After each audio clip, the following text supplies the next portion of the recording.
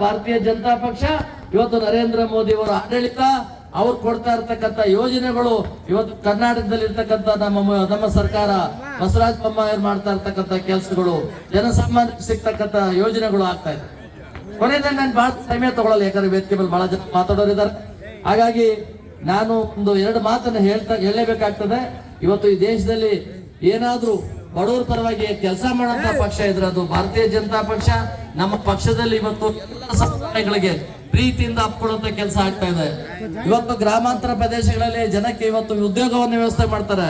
ಇವತ್ತು ಗೋಪಿಯಣ್ಣ ಬೆಳಗ್ಗೆ ಒಂದು ಉದ್ಯೋಗ ಮೇಳವನ್ನು ಮಾಡಿದ್ರು, 1600 ಜನಕ್ಕೆ ಉದ್ಯೋಗವನ್ನ ಕೊಡಿಸುವಂತ ಕೆಲಸ ಇವತ್ತು ಮಾಡಿದ್ರು. ಈ ಕೆಲಸವನ್ನ ಇಲ್ಲಿದ್ದಂತ MLA-ಗಳು ಹಿಂದೆ ಅಧಿಕಾರ ಮಾಡಿದಂತವ್ರು ಮಾಡ್ಲಿಲ್ಲ.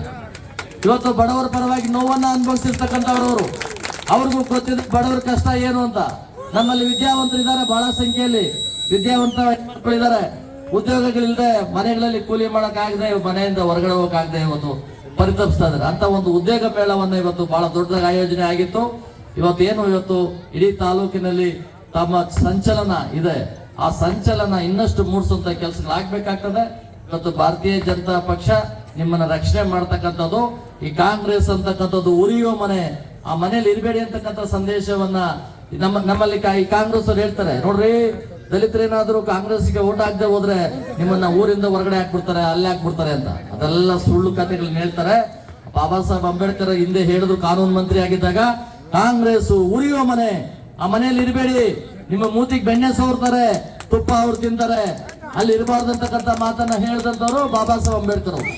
ಹಾಗಾಗಿ ಇವತ್ತು ಬಿಜೆಪಿ ಪಕ್ಷವನ್ನ ಸಂಪೂರ್ಣವಾಗಿ ದಲಿತ ಯುವಕರು, ದಲಿತ ಸಮುದಾಯದ ನಾಗರಿಕ ಬಂಧುಗಳು ಹಳ್ಳಿಗಳಲ್ಲಿ ಇವತ್ತು ಇಡೀ ದೇಶನೇ ಬಿಜೆಪಿ ಪರ ನಿಂತಿದೆ. ಹಾಗಾಗಿ ಕೇಂದ್ರದಲ್ಲಿ ಸರ್ಕಾರ ನಮ್ಮದಿದೆ.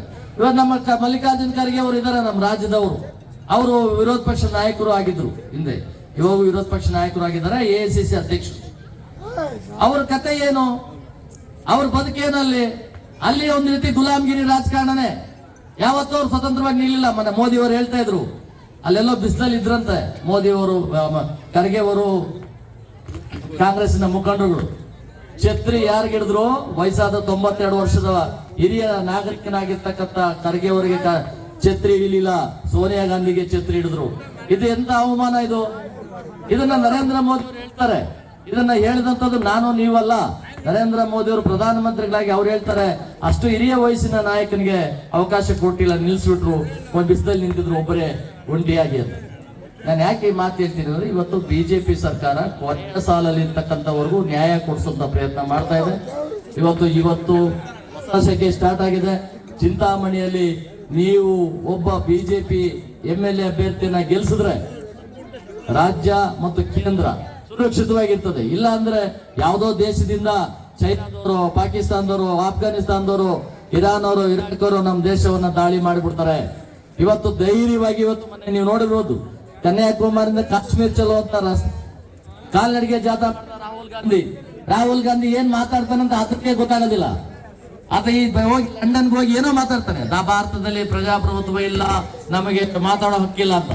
ಕನ್ಯಾಕುಮಾರಿಯಿಂದ ಕಾಶ್ಮೀರವರೆಗೆ ಯಾರು ನಡ್ಕೊಂಡು ಹೋಗೋದಕ್ಕೆ, ಡ್ಯಾನ್ಸ್ ಮಾಡ್ಕೊಂಡು ಹೋಗೋದಕ್ಕೆ ಅವಕಾಶ ಕೊಟ್ಟಿದ್ದು? ನಾವೇ ಅಲ್ವಾ, ನಮ್ಮ ಸರ್ಕಾರಗಳೇ ಅಲ್ವಾ? ಕಾಶ್ಮೀರದಲ್ಲಿ ಹೋಗ್ತಾರೆ ಅಕ್ಕ ತಮ್ಮ, ಅದೋಗಿ ಅಲ್ಲಿ ಐಸ್ ತಗೊಂಡು ಅಕ್ಕ ತಂಗಿರು ಹೊಡೆದಾಡ್ಕೊಂಡು ಡ್ಯಾನ್ಸ್ ಮಾಡ್ತಾರಲ್ಲಿ, ನೀವೆಲ್ಲ ನೋಡಿರ್ಬೇಕು ಟಿವಿಗಳಲ್ಲಿ. ಅದಕ್ಕೆ ಅವಕಾಶ ಕೊಟ್ಟವ್ರು ಯಾರು? ನರೇಂದ್ರ ಮೋದಿ ಅವರು. ಇಲ್ಲಾಂದ್ರೆ ಕಾಶ್ಮೀರದಲ್ಲಿ ನಾವ್ ಯಾರಾದ್ರೂ ಕಾಣಿಸಿದ್ರೆ ಸುಟ್ಟಾಕ್ತಾರ ಅನ್ನೋ ಬೈಕ್ ಯಾರು ಅಲ್ಲಿ ಹೋಗ್ತಾ ಇರಲಿಲ್ಲ ಕಾಂಗ್ರೆಸ್ ಅವರು ಮೊದಲಿಂದನೂ. ಇವತ್ತು ಧೈರ್ಯವಾಗಿ ನಮ್ಮ ನಾಗರಿಕರು ಧೈರ್ಯವಾಗಿ ಅಲ್ಲಿ ಕೆಲಸ ಮಾಡ್ತಾ ಇದ್ದಾರೆ. ಇಂಥವೆಲ್ಲ ಬಹಳಷ್ಟು ಉದಾಹರಣೆಗಳಿದಾವೆ. ನಾವು ಹೆಚ್ಚಿನ ಸಮಯ ತಗೊಳ್ಳಲ್ಲ ಅಂತ ಹೇಳಿದ್ಮೇಲೆ ಮತ್ತೆ ಮಾತಾಡೋದು ಬೇಡ ಜಾಸ್ತಿ. ಆದ್ರೆ ಒಂದು ನೆನಪಿಟ್ಕೋಬೇಕು, ಇವತ್ತು ಭಾರತೀಯ ಜನತಾ ಪಕ್ಷದ ಅಭ್ಯರ್ಥಿಯನ್ನ ಯಾರು ಪಕ್ಷ ಘೋಷಣೆ ಮಾಡುತ್ತೋ, ಆ ಘೋಷಣೆ ಮಾಡಿದಂತ ವ್ಯಕ್ತಿಯನ್ನ ನೀವು ಯಾಮಾರದೆ ವೋಟ್ ಹಾಕೋ ಗೆಲ್ಸೋದ್ರ ಮುಖಾಂತರವಾಗಿ, ಇನ್ನೇನ್ ಬಹಳ ದಿವಸನೂ ಇಲ್ಲ, 40 ದಿನ ಇದೆ. ಇನ್ನೇನ್ ನಾಳೆ ನೋಡೋದು 2-3 ದಿವಸದಲ್ಲಿ ಚುನಾವಣೆ ದಿನಾಂಕನೂ ಪ್ರಕಟ ಆಗ್ತದೆ. ಚುನಾವಣಾ ದಿನಾಂಕ ಪ್ರಕಟ ಆದ್ಮೇಲೆ ನೀವೆಲ್ಲರೂ ಮನೆಗಳಲ್ಲಿ ಬಂದೋಬಸ್ತಾಗಿ ನಮ್ಮ ಪಕ್ಷದ ಅಭ್ಯರ್ಥಿಯನ್ನ ಗೆಲ್ಸಂತ ಕೆಲಸ ಈ ಕ್ಷೇತ್ರದಲ್ಲಿ ಮಾಡೋದ್ರ ಮುಖಾಂತರವಾಗಿ ಈ ದೇಶದ ಸಮಗ್ರತೆ ಮತ್ತು ಐಕ್ಯತೆ, ದೇಶವನ್ನ ಒಗ್ಗಟ್ಟು ಮಾಡಿಸತಕ್ಕಂತ ಕೆಲಸ, ದೇಶವನ್ನ ಅಭಿವೃದ್ಧಿ ಮಾಡುವಂತ ಕೆಲಸಕ್ಕೆ ನೀವು ಸಾಕ್ಷಿಗಳಾಗಬೇಕಂತ ಈ ಸಂದರ್ಭ ಹೇಳಿ ನನ್ನ ಮಾತನ್ನ ಮುಗಿಸ್ತೇನೆ. ಜೈ ಭಾರತ್, ಜೈ ಬಿಜೆಪಿ.